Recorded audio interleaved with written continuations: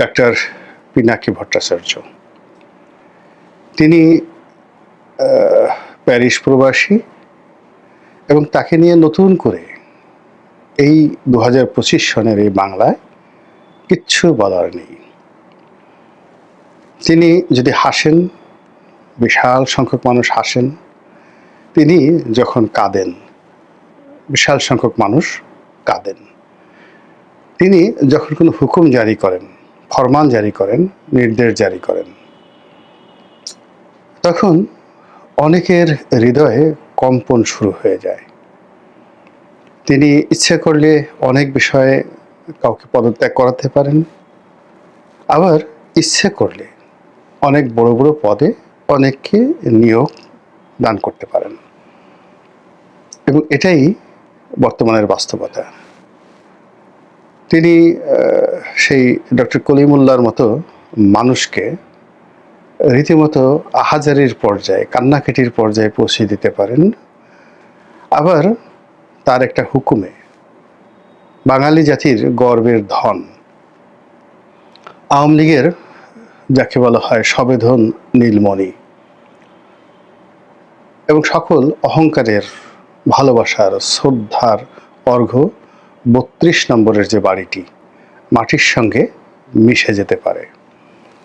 তার ক্ষমতা এমন একটা পর্যায়ে যে এই বাংলায় যখন 32 নম্বর নিয়ে এখনো পর্যন্ত কেউ টু শব্দ করতে পারে না, যেখানে ডক্টর মোহাম্মদ ইউনূস 32 নম্বরের নাম শুনলে তিনি কাছুমাছি করেন, তখন ডাক্তার পিনাকি ভট্টাচার্য বুক ফুলিয়ে বলতে পারেন, আমি ভেঙেছি, আমার হুকুমে ভাঙা হয়েছে 32 নম্বর। তো এই মানুষটি বা এই ভদ্রলোক, তিনি অতি সম্প্রতি নানা কারণে বিএনপির প্রতি বিক্ষুব্ধ। বিএনপির প্রতি বিক্ষুব্ধের তার যথেষ্ট যুক্তি থাকতে পারে। এর কারণ হলো যে তিনি তো এই যে বিপ্লবটি হলো, সেই বিপ্লবের একজন প্রধানতম রূপকার। কিন্তু বিএনপির পক্ষ থেকে এখন পর্যন্ত একবার ডক্টর পিনাকি ভট্টাচার্যের নাম উচ্চারণ করে যথাযথ সম্মান বা মর্যাদা প্রদর্শন করা হয়নি। বিএনপি অনেকের নিকট কেক পাঠায়, অনেকের নিকট সমঝোতার জন্য তাদের শুভেচ্ছা দূত পাঠায়, কিন্তু এখন পর্যন্ত প্যারিসে বিএনপির কোনো নেতা, আমির খসরু মাহমুদ চৌধুরী থেকে শুরু করে অন্যান্য যারা নুরুল হক নুরুর সঙ্গে দেখা করতে যান, জুনায়েদ শেখের সঙ্গে দেখা করতে যান, ববি হাজ্জাজের সঙ্গে দেখা করতে যান, তাদের পর্যায়ের কেউ পিনাকি ভট্টাচার্যের সঙ্গে এখন পর্যন্ত দেখা করেননি বা কথা বলেননি। হয়তো অনেকে একান্ত ব্যক্তিগত বিষয় নিয়ে খুব গোপনীয়ভাবে পিনাকি ভট্টাচার্যের সঙ্গে টেলিফোনে কথা বলেছেন, কিন্তু ঠিক ওইরকম দলীয়ভাবে, রাজনৈতিকভাবে তার সঙ্গে সমঝোতা হয়েছে বলে আমরা শুনিনি। ফলে কি হলো, বিএনপির যে ভুল এবং ভ্রান্তিগুলো, যেগুলো ডক্টর পিনাকি ভট্টাচার্য চমৎকারভাবে যুক্তি দিতে পারতেন, এবং বিএনপির যে দল, এই দলের উপর তিনি যে প্রভাব বিস্তার করতে পারতেন প্যারিসে বসে। যেমন দেখা গেল বিএনপির একজন চাঁদাবাজ আছে ধলা মিয়া। এখন ধলা মিয়াকে ধমক দেওয়ার জন্য রুহুল কবির রিজভী চেষ্টা করছেন, কিন্তু পিনাকি যদি ধলা মিয়াকে ধমক দিতেন, আর ধলা মিয়ার এলাকার যে ওসি বা ওই এলাকার যে ডিসি বা এসপি, তাদেরকে যদি তিনি হুকুম দিতেন, বিশ্বাস করেন ধলা মিয়া 5 মিনিট সেই এলাকায় এখন চাঁদাবাজি করার ক্ষমতা তার থাকতো না। পিনাকি যদি ঢাকা শহরের কোনো ডন, যারা বিএনপির নাম ভাঙিয়ে দুর্নীতি করছেন, যারা জনাব তারেক রহমান সাহেবকেও পাত্তা দিচ্ছেন না, অন্য কাউকে পাত্তা দিচ্ছেন না, কিন্তু পিনাকি যদি এই মুহূর্তে পুলিশের কমিশনার, পুলিশের আইজি, এমনকি সেনাপ্রধানকে উদ্দেশ্য করে একটা ভিডিও বানান, আর সেই ডনের, আন্ডারওয়ার্ল্ডের ডনের 14 গোষ্ঠী নিকুচি করে তিনি যদি একটা ভিডিও ছেড়ে দেন, ডন মুহূর্তের মধ্যে একটা চুবানো মুরগিতে পরিণত হয়ে যাবেন, এবং এটাই হলো এই বর্তমানের বাস্তবতা। আগামীতে পিনাকির এই প্রভাব প্রতিপত্তি থাকবে কি থাকবে না, এটা সুদূর পরাহত বা অন্য একটি প্রসঙ্গ, কিন্তু এখন এভাবেই চলছে সব কিছু। তো সেই পিনাকি ভট্টাচার্য তিনি মির্জা ফখরুল সাহেব, তারপর মির্জা আব্বাস সাহেব, জনাব সালাউদ্দিন সাহেব, ওনাদের প্রতি ভীষণ রকম বিরক্ত। কেন বিরক্ত, কি কারণে বিরক্ত আমি বলতে পারবো না, তবে আমি ইতিবাচক অর্থে ধরে নেই। যেমন সালাউদ্দিন সাহেবের বিরুদ্ধে তিনি অভিযোগ করেছেন তিনি এস আলমের সম্পত্তি তদারক করছেন। তারপর তিনি আর একজন বিএনপি নেতা সে বরকতুল্লাহ ভুলু, তার প্রতি বিরক্ত, তিনি ৭১ টেলিভিশন দখল করেছেন, এগুলো নিয়ে প্রকাশ্যে বলে যাচ্ছেন। তারপর আরেকজন বিএনপি নেতা, বিএনপি যিনি কোষাধ্যক্ষ, তো রশিদুজ্জামান মিল্লাত, তার সম্পর্কে পিনাকি নেতিবাচক কথাবার্তা বলে যাচ্ছেন। এখন এইভাবে ক্রমাগত বলার কারণে কি হলো, বিএনপির যে সামগ্রিক যে ইমেজ, সেই ইমেজটা কিন্তু ক্ষুণ্ণ হয়েছে। আর যাদের বিরুদ্ধে বলা হচ্ছে দল তাদেরকে ওন করছে না। বিএনপির কর্তা ব্যক্তিরা সংবাদ সম্মেলন করে না, সালাউদ্দিন সাহেব এই কাজ করেননি, মিল্লার সাহেব এই কাজ করেননি, কিংবা বুলু সাহেব এই কাজ করেননি, পিনাকি মিথ্যা কথা বলছেন, এইভাবে পিনাকিকে এখনো পর্যন্ত কেউ চ্যালেঞ্জ জানাননি। আর অন্যদিকে যাদেরকে টার্গেট করা হয়েছে তারা ইতিউতি করে কিছু কথা বলেছেন, তাদের পক্ষে ফেসবুকে ২-৪ জন কথা বলেছেন।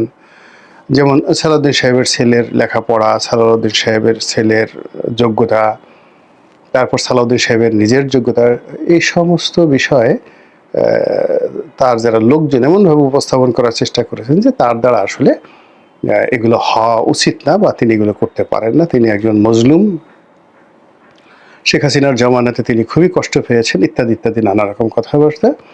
তো এইগুলো আসলে হালে পানি পাচ্ছে না। তো এখন এই যে বিএনপির সম্পর্কে তিনি যে একটা ধোঁয়া তুলেছেন, সেই ধোঁয়া উড়তে উড়তে উড়তে উড়তে এখন জনাব তারেক রহমান সাহেব, তারপরে তার সেই শাসনামলের হাওয়া ভবন, তারপরে খাম্বা, ট্রান্সফরমার, ওই আমলের দুর্নীতি নিয়ে এখন বাংলাদেশের চরমোনাই পীর সাহেব থেকে শুরু করে আরও অনেকেই নানা রকম কথাবার্তা বলা শুরু করেছেন। জনাব পিনাকি এখন পর্যন্ত অবশ্য জনাব তারেক রহমান সাহেব সম্পর্কে কোনো নেতিবাচক কথা বলেননি, কিন্তু সম্প্রতি দেখলাম যে তিনি তারেক রহমান সাহেবের পক্ষে তার সাফাই গিয়ে তাকে অনেকটা মানে কলঙ্ক মুক্ত বা কালিকা মুক্ত বা কালিমা মুক্ত করার জন্য তিনি একটা ভিডিও বানিয়েছেন, এবং সেই ভিডিওতে তিনি দেখানোর চেষ্টা করেছেন যে কি করে কিভাবে আসলে তারেক রহমান সাহেবের ইমেজটাকে উদ্ধার করা যায়। তিনি একটা পলিসি দেখিয়েছেন যে এইভাবে যদি তারেক রহমান সাহেবের পক্ষে প্রচারণা চালানো যায় তাহলে এই যে ভবিষ্যৎ প্রধানমন্ত্রী বিএনপির, তার সম্মান অক্ষুণ্ণ থাকবে এবং তাকে সম্মান এবং মর্যাদায় জিয়াউর রহমানের পর্যায়ে পৌঁছে দেওয়া যাবে। তো এটাকে আপনি কিভাবে মূল্যায়ন করবেন যে হঠাৎ করে জনাব পিনাকি এই যে তারেক রহমান সাহেবের পক্ষে কথা বললেন, এটাকে আপনি কিভাবে দেখছেন বা আমি কিভাবে দেখছি? এখানে প্রথম একেবারে সহজ সরল যে উক্তি, সেটি হলো যে পিনাকি মনে করতে পারেন যে তারেক রহমান সাহেব ভবিষ্যতের প্রধানমন্ত্রী, বিএনপি বাংলাদেশের বড় একটা দল, তো কাজেই যে কোনো মূল্যে বেগম জিয়া এবং তারেক রহমান সাহেবের ইমেজ ওকে রাখতে হবে। এই দুজনের ইমেজ যদি নষ্ট হয়ে যায় তাহলে আর রইল কি? একটা জিনিসের উপর তো ভরসা করতে হবে। ফলে অনেকটা দেশপ্রেমে উদ্বুদ্ধ হয়ে মুক্তিযুদ্ধের যে ইতিহাস সেটা দ্বারা প্রজ্বলিত হয়ে, এবং আওয়ামী লীগের বিকল্প হিসেবে তো আসলে বিএনপি ছাড়া কেউ নেই, শেখ হাসিনার বিকল্প হিসেবে আসলে তারেক রহমান সাহেব ছাড়া কিছু নেই। তো সেক্ষেত্রে নদীর একুল তো ভেঙে একেবারে গোকুল হয়ে গেছে, কিন্তু অন্য কুল যেটা আছে সেটাও যদি এই যে পাবলিক যেভাবে টানাটানি করছে সেটা শেষ হয়ে যায় তাহলে কি হবে? এই জন্য তিনি অনেকটা দেশপ্রেমে উদ্বুদ্ধ হয়ে মানবিকতার কারণে তিনি এই কাজটি করতে পারেন।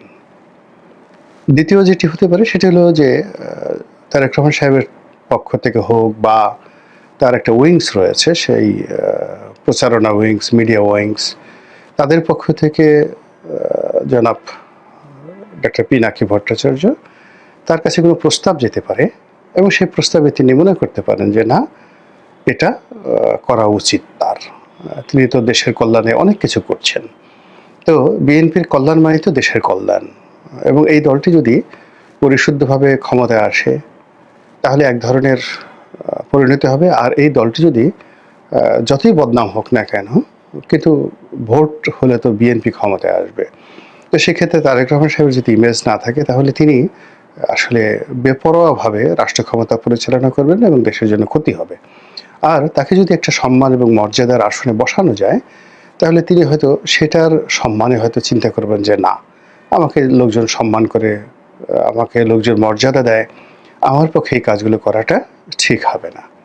তো সেই দিক থেকে তাকে মহিমান্বিত করার জন্য সেই বিএনপির অনুরোধে তিনি সাড়া দিতে পারেন। আরেকটি যেটি হতে পারে সেটি হলো ইওআই, মানে এক্সপ্রেশন অফ ইন্টারেস্ট। অর্থাৎ তিনি জনাব পিনাকি এই সময়ের মধ্যে ডক্টর মোহাম্মদ ইউনূসকে বকা দিয়েছেন, ইউনূসের অনেক লোকদেরকে তিনি গালি দিয়েছেন, আবার তাদেরকে তিনি আবার প্রশংসা করেছেন এবং তাদেরকে লাইনে এনেছেন। প্রথমে গালি দিয়ে তাদেরকে শাসন করেছেন, যেহেতু তিনি মুরব্বী মানুষ, মুরব্বী বয়সের কারণে নয়, তিনি ওন করেন। ডক্টর মোহাম্মদ ইউনূস তো আসলে এই বিপ্লবটা ওন করেন না, তার কোনো কন্ট্রিবিউশন নেই, কিন্তু পিনাকি ভট্টাচার্য তো মানে ওন করার মতো যথেষ্ট কারণ রয়েছে। তো তিনি এই বিপ্লবের জন্মদাতা, তিনি এই বিপ্লবের প্রেরণাদাতা, তিনি এই বিপ্লবের অধিকর্তা এবং রক্ষাকর্তা। তো কাজেই তিনি কমান্ড করতে পারেন, শাসন করতে পারেন। তো সেই শাসন তিনি ডক্টর মোহাম্মদ ইউনূস এবং তার যারা লোকজন, তারপরে জেনারেল ওয়াকার এবং তার যারা লোকজন, তাদেরকে তিনি শাসন করতেই পারেন। তো শাসন করে আবার একটা সময় তিনি আবার প্রশংসাও করেছেন। ডক্টর মোহাম্মদ ইউনূসের প্রশংসা করেছেন, এই কারণ হলো যে তাকে তো সুস্থির রাখতে হবে। তো সেই সুস্থির রাখার দায়িত্বটাও তিনি পালন করেছেন। দ্বিতীয়ত বিএনপিকে তিনি সমালোচনা করেছেন এবং যাদের বিরুদ্ধে সমালোচনা করেছেন তিনি বিএনপিকে বোঝানোর চেষ্টা করেছেন যে এই লোকগুলো ভালো না, এই লোকগুলোকে বাদ দিয়ে তার বিকল্প লোক মনোনীত করা উচিত। এই জিনিসটা হয়তো বিএনপি নরম হয়েছে, বুঝেছে, কিন্তু আসলে রাজনীতি তো জটিল একটা বিষয়, রাতারাতি এখানে ব্যাপক পরিবর্তন আনা সম্ভব হয় না। এবং এখানে ইচ্ছে করলেই হাতির মতো, হিমালয়ের মতো বড় বড় রাজনৈতিক ব্যক্তিত্ব, তাদেরকে বাদ দিয়ে বিকল্প বাছাই করা যায় না। জাতীয় পার্টিতে যেমন নতুন একজন মহাসচিব নিয়োগ করা হয়েছে, তিনি ব্যারিস্টার শামীম হায়দার পাটোয়ারি, যথেষ্ট যোগ্যতা সম্পন্ন, জনপ্রিয়, কিন্তু জাতীয় পার্টির বড় বড় নেতা ইচ্ছা করলে তাদেরকে শামীম হায়দার পাটোয়ারি সেই বাদ দিয়ে আজকের এই পর্যায়ে আসতে পারবে না। বিএনপিরও এরকম কতগুলো সমস্যা রয়েছে, ইচ্ছা করলে এখানে সবাইকে বাদ দেওয়া যায় না। তো সেই ক্ষেত্রে বিএনপি হয়তো মনে করেছে যে না, এখানে তারেক রহমান সাহেবের ইমেজ বৃদ্ধি করা দরকার এবং পিনাকি সাহেবও সেটা কিভাবে করতে হয় সেটার একটা পলিসি তিনি দেখিয়েছেন এক্সপ্রেস অফ ইন্টারেস্টের মাধ্যমে, যে আমার আগ্রহ রয়েছে, আপনারা যদি আমার সঙ্গে সমঝোতায় আসেন তাহলে আমি এই বিএনপিকে এইভাবে রক্ষা করতে পারি। তার একটা টেস্ট কেস এই তারেক রহমান সাহেবকে দিয়ে দেখানো হলো। এখন এটা তিনি নিজেও এই কাজ করতে পারেন, অথবা তারেক রহমান সাহেবের যারা আপনজন আছেন, বিএনপির যারা মিডিয়া ব্যক্তিত্ব আছেন, তাদেরকে একটা দিস ইজ দ্য ওয়ে, এইভাবে নেতার পক্ষে প্রচারণা চালাতে হয়, এভাবে যুক্তি খণ্ডন করতে হয়, এভাবে যুক্তিগুলো তুলে ধরতে হয়। তো এই যে একটা মানে ভিডিও তিনি করলেন, এটা এমন একটা সময় যখন জামাত মানে মনে প্রাণে বিএনপি এবং তারেক রহমান সাহেবের বিরুদ্ধে সর্বশক্তি নিয়ে ঝাঁপিয়ে পড়ার জন্য একটা প্রস্তুতি নিচ্ছে, এবং জামাতের মেন্টর হিসেবে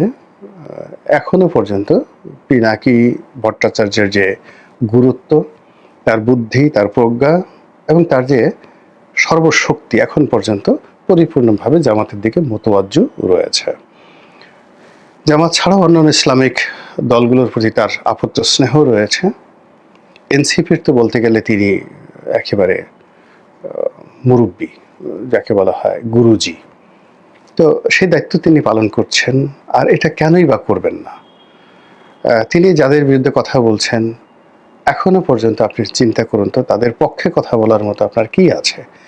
তিনি যা করেছেন তার সেই ভাষা, ল্যাঙ্গুয়েজ, বডি ল্যাঙ্গুয়েজ নিয়ে আপনার আপত্তি থাকতে পারে, কিন্তু এগুলো তো আপনি ফেলে দিতে পারেন। আপনি হয়তো বলতে পারেন যে তিনি যে অশ্লীল শব্দটি ব্যবহার করেছেন ওটি ব্যবহার না করে একটি সাধু ভাষায় বলে ভালো হতো। তিনি যেভাবে আঙ্গুল উঁচু করে বিভিন্ন জায়গাতে সে আঙ্গুল ঢুকিয়ে দেওয়ার কথা বলেন, সেই আঙ্গুলগুলো ওইভাবে না ঢোকালেও তিনি অন্যভাবে বলতে পারেন।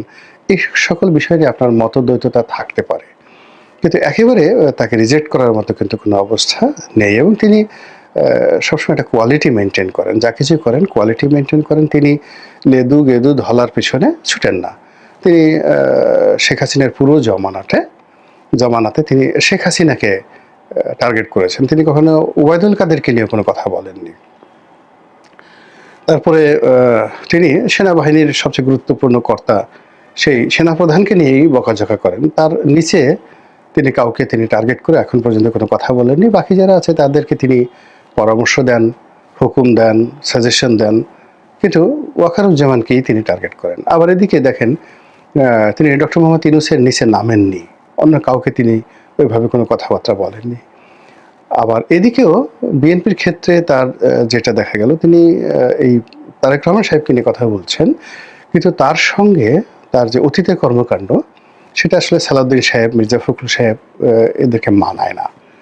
তিনি বিএনপিকে যদি সমালোচনা করেন তাহলে বেগম জিয়া বা তারেক রহমান সাহেব কী করবেন, বা প্রশংসা করলে তাদের কী করবেন, এটা তার একটা স্ট্যান্ডার্ড হয়ে গেছে বাংলাদেশে। তো সেই দিক থেকে তিনি জামাতের আমির, তারপর জামায়াত ইসলামী, এনসিপি নাহিদ, সার্জিস, তারপরে মানে একেবারে টপ নেতৃত্ব, তাদেরকে তিনি সমালোচনা করছেন অথবা তাদের পক্ষে আসছেন। এবং তারই ধারাবাহিকতায় তিনি এখন বিএনপির পরিচর্যার জন্য যে আত্মনিয়োগ করলেন, এটা সামনে কিভাবে রসায়িত হয়, কিভাবে গতি পায়, সেটি দেখার বিষয়। আল্লাহ আমাদের সবাইকে হেদায়েত দান করুন এবং হেফাজত করুন। আসসালামু আলাইকুম ওয়া রাহমাতুল্লাহি ওয়া বারাকাতুহু।